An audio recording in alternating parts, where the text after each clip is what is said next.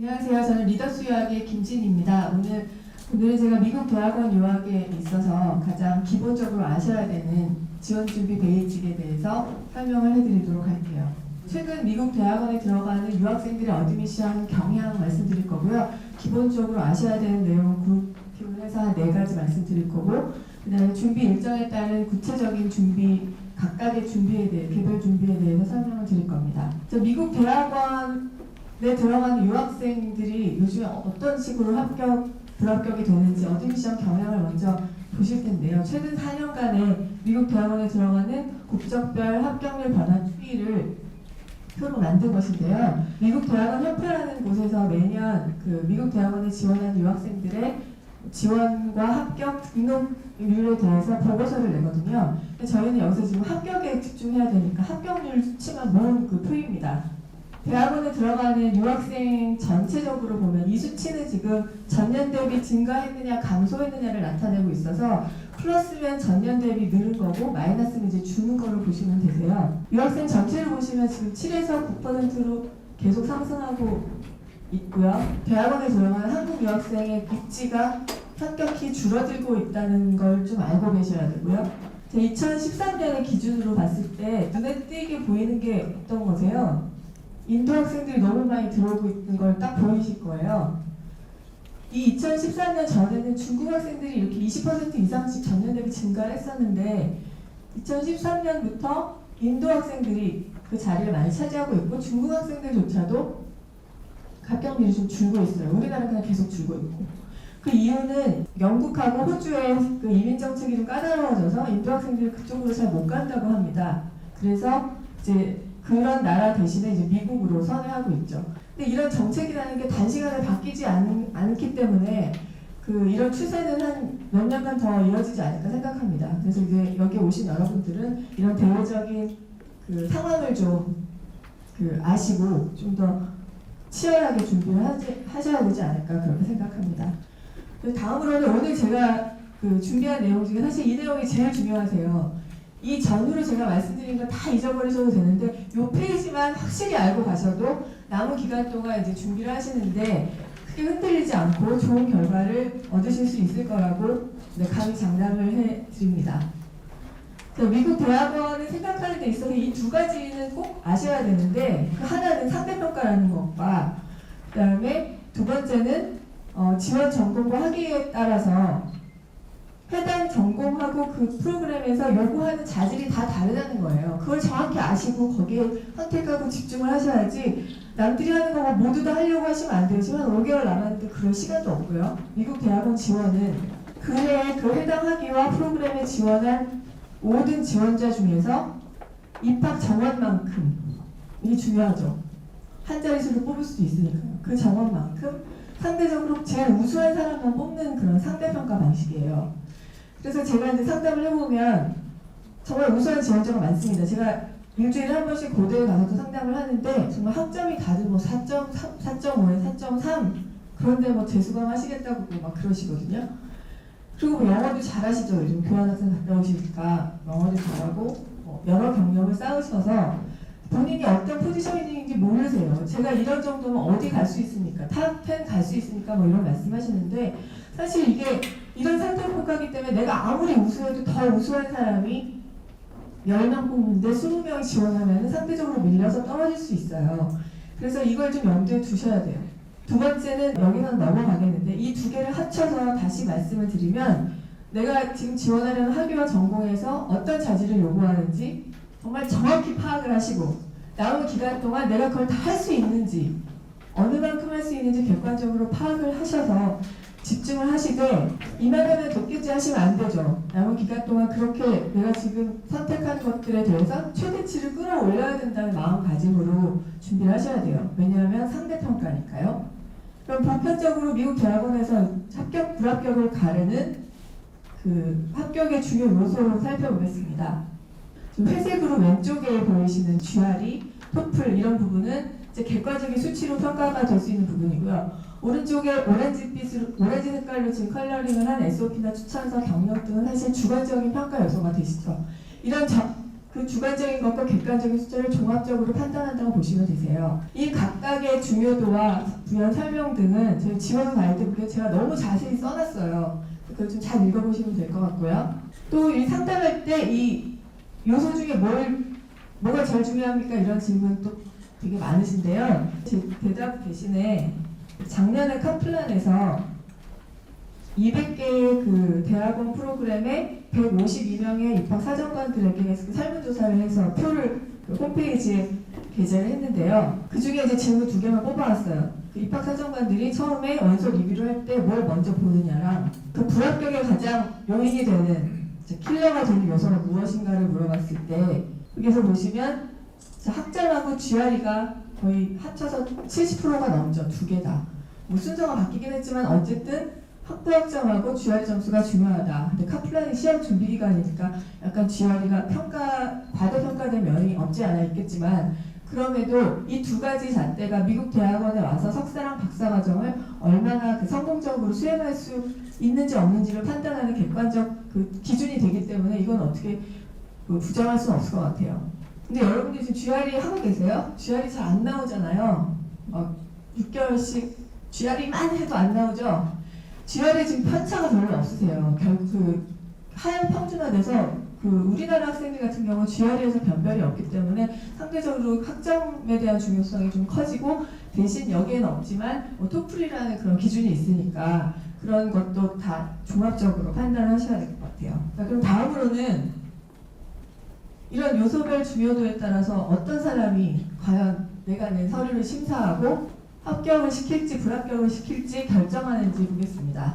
자, 심사하시는 분을 대학원에서는 그 어드미션 커미티라고 불러요. 입학사정위원회라고 돼 있죠.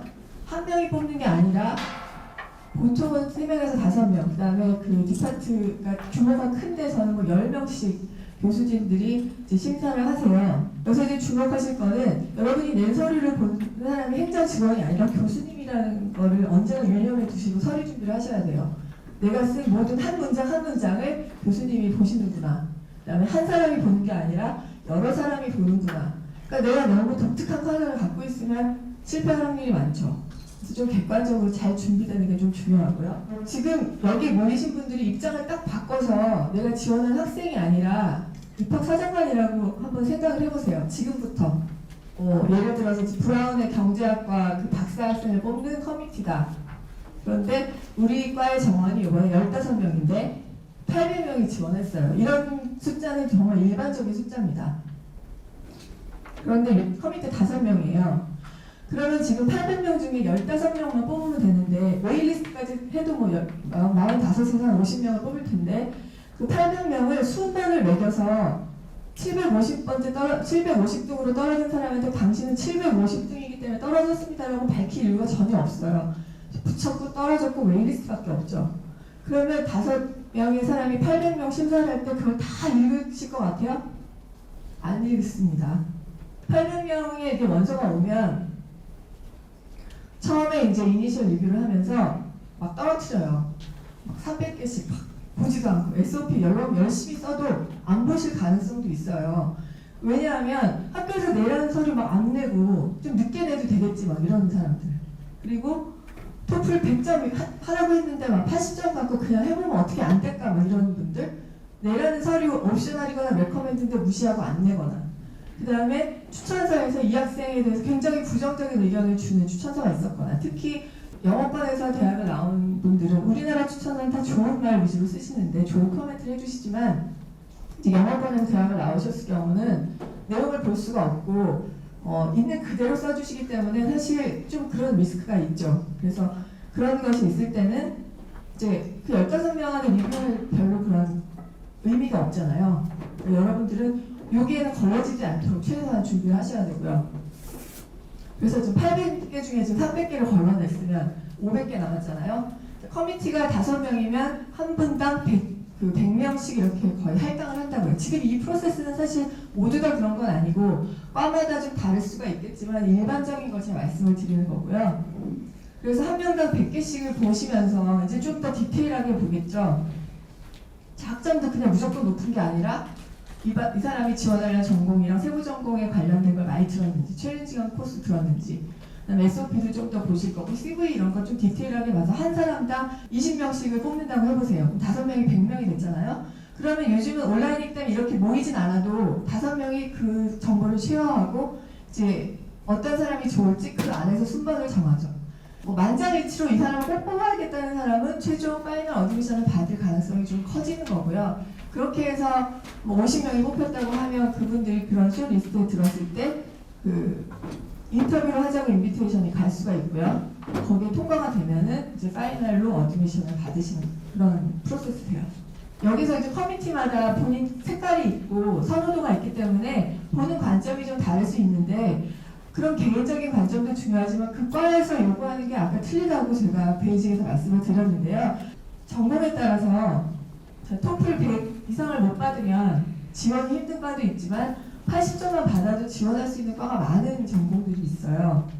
그 다음에 GRE 같은 경우도 뭐 매스가 훨씬 더 중요하거나 버벌이 아주 높아야 된다거나 그 다음에 이런 뭐 미술이나 음악 하시는 분들은 다른 것보다 이런 게 좋으면 뭐 다 다른 요소를 다 잠재울 수 있죠. 이런 게 좀 쨍하시면 그 다음에 인문사회과학 박사에서 많이 요구하는 라이팅 샘플들은 사실 되게 많이 중요해서 옵셔널이라도 무조건 준비하셔야 되고 여기서 이제 합격이 많이 갈릴 수가 있어요. 한 자릿수 뽑는데 이거 내면 좋다는데 이거 안 내시면 어떠시겠어요, 그렇죠?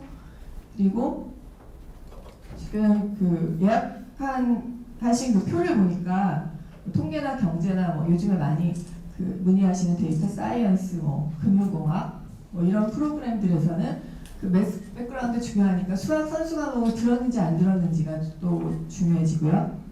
그러면 연구 결과가 아주 연구 그 경험들이 중요한 과들이 있겠고요.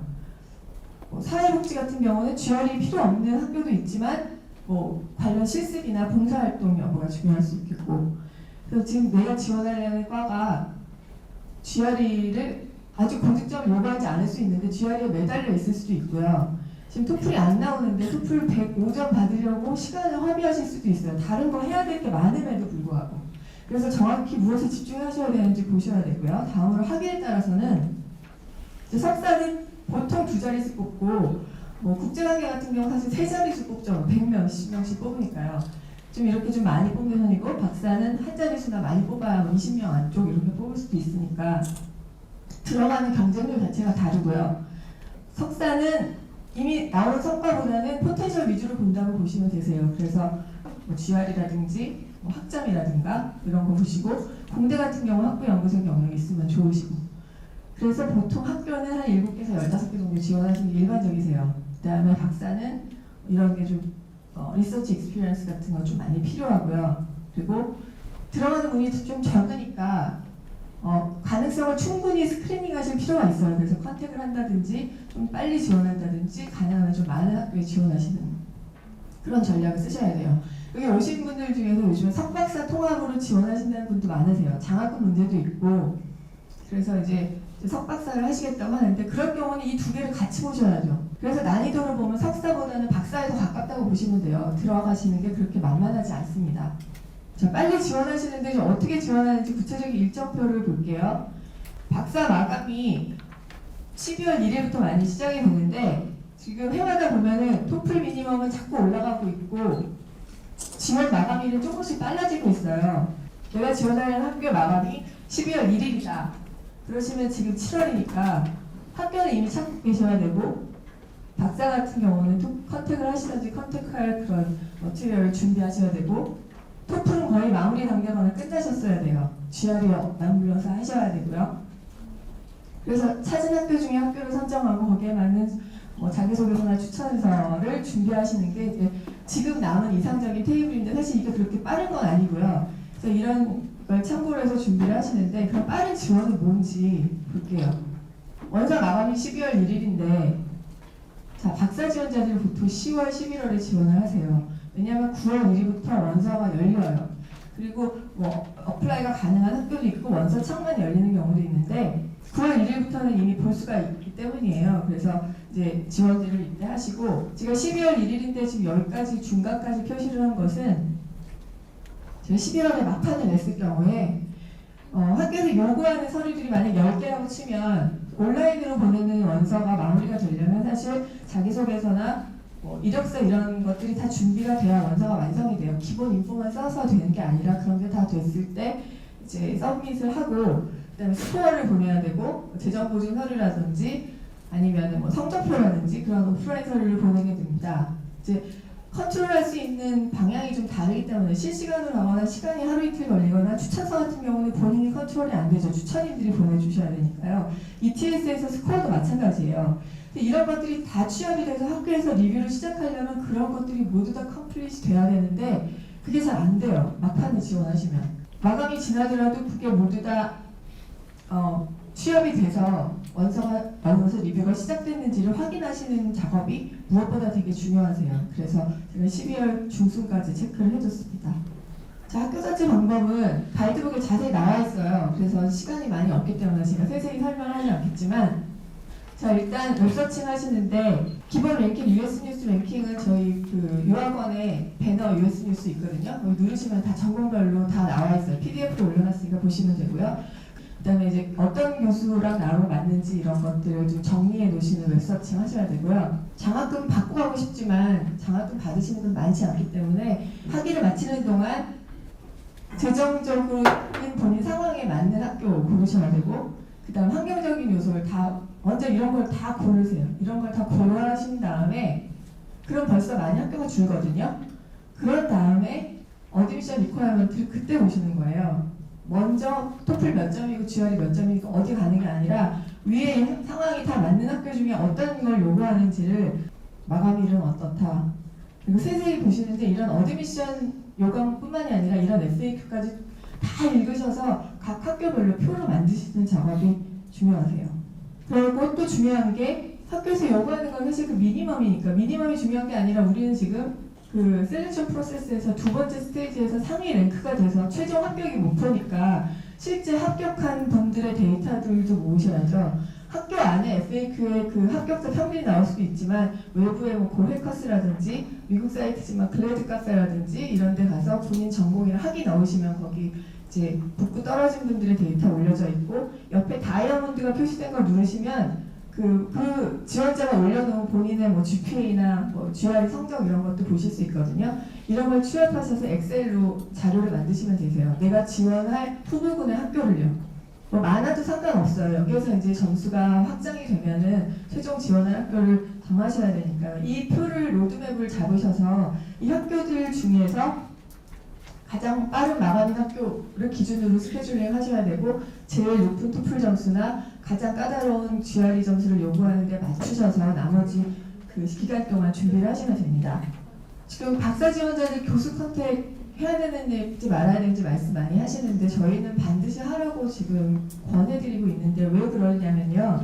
교수 컨택을 해야 되는 이유는 그 교수 컨택으로 바로 뽑아주겠다 이런 예는 거의 없어요.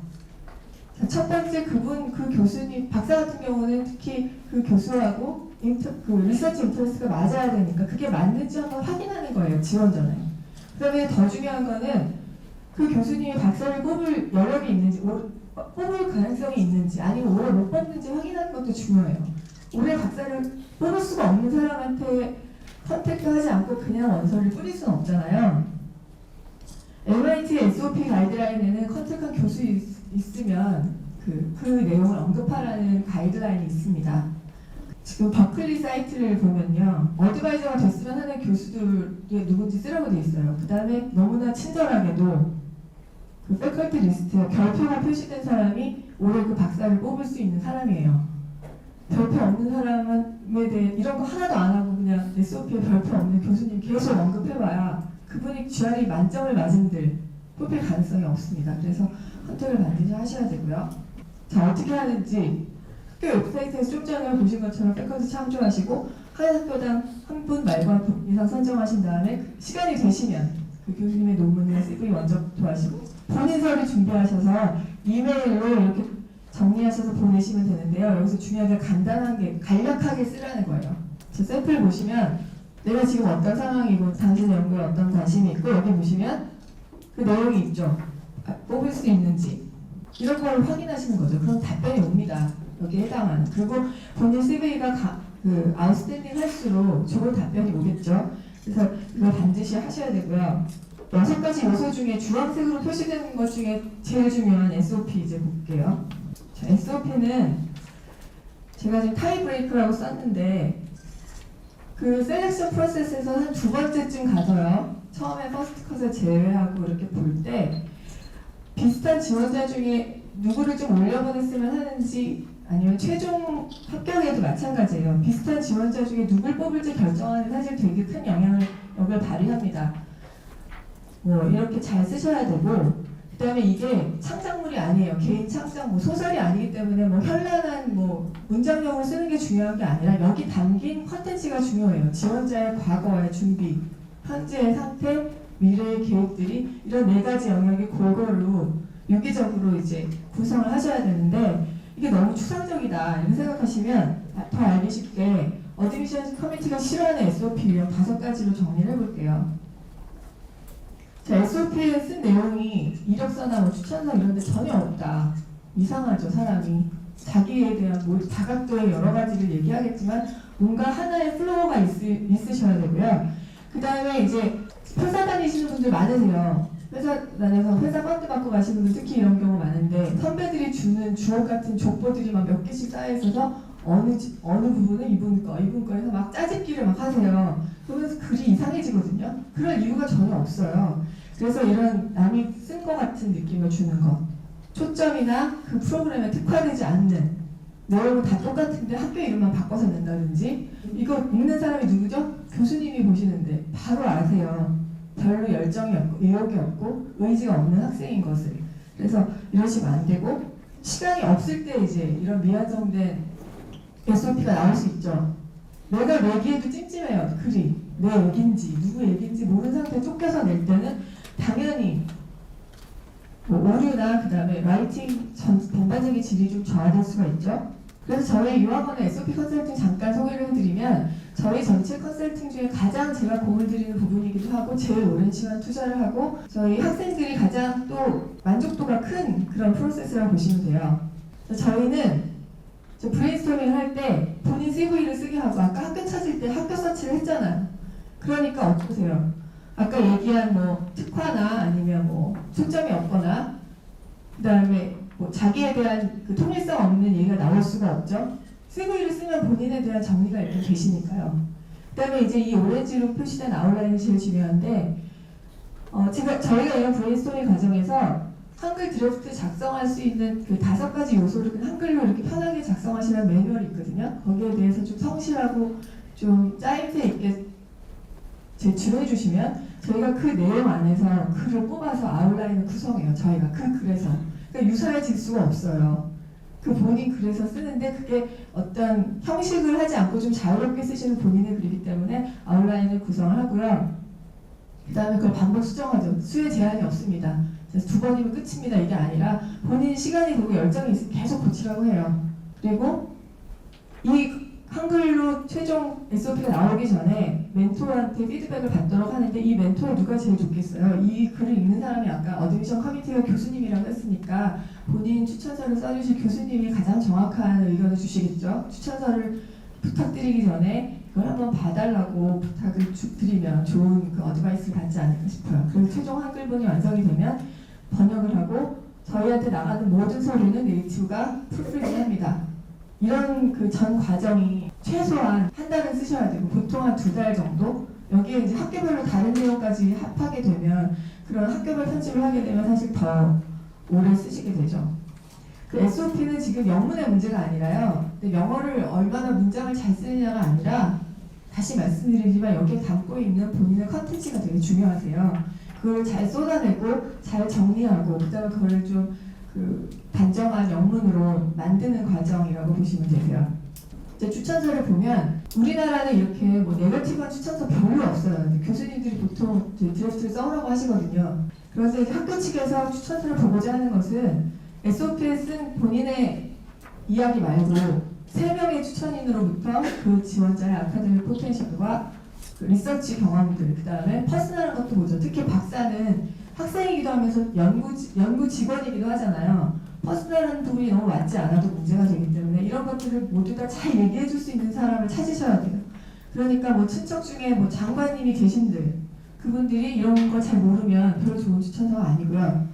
추천서 질문 중에 제일 첫 번째가 이 지원자를 몇 년 무슨 관계로 알았느냐인데 너무 짧게 알거나 그 관계가 좀 모호하면 그분이 쓴 모든 추천의 커멘트가 사실 신뢰하기가 좀 어렵잖아요. 그런 점을 염두에 두셔서 추천인 선정을 하시고 그 다음에 지원하실 때 미싱이 제일 많은 부분이 추천서예요. 추천서 세 분이 다 추천서를 서밋하셔야만 전체 그 원서가 완성이 되는데 이 세 분이 잘 안 해주시면 미싱으로 뜨거든요. 그래서 스테이터스 체크를 반드시 하셔야 됩니다.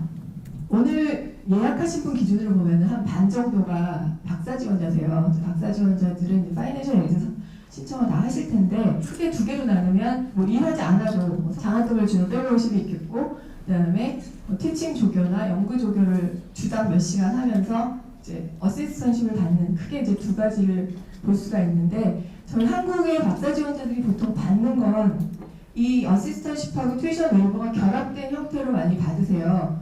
이게 이제 예를 들면 주당 한 20시간 일하고 저 먼슬리 뭐 비포 텍스로 2,000불 정도 받고 뭐 인투이션 적용돼서 뭐 이런 정도를 학교에서 내준다. 그러니까 학비는 면제하고 주당 몇 시간 일하고 2,000불을 받으시는 거예요. 그러니까 뭐 동반 가족이 많이 없다고 하시면 사실은 뭐 돈을 안 들이고도 공부하실 수 있는 그런 환경이 되시니까 이걸 보통 저희가 그냥 뭐 쉽게 풀펀딩이라고 하죠. 제가 마지막으로 오늘 드리고 싶은 얘기는 이번 여름을 진짜 열심히 보내셔야 된다는 당부를 꼭 드리고 싶어요. 여름에 적어도 학교를 좀 찾고 시험 2개 중에 하나를 마무리를 하셔야 지원 준비할 수 있습니다. 그래야 처음에 안 떨어져요. 그래서 두 번째 가서 좀 상위에 갈 만한 전략을 세우려면 지금 이번 여름에 무조건 하셔야 돼요. 그래서 좀 힘드시겠지만 그렇게 여름을 보내고도 할 일이 무궁무진하게 많거든요. 그래서 끝까지 좀 그 집중력을 잃지 마시고 파이팅을 하셔가지고 내년 봄에는 원하시는 학교에 모두 합격하시기를 저희 리더스가 응원하겠습니다. 네, 감사합니다.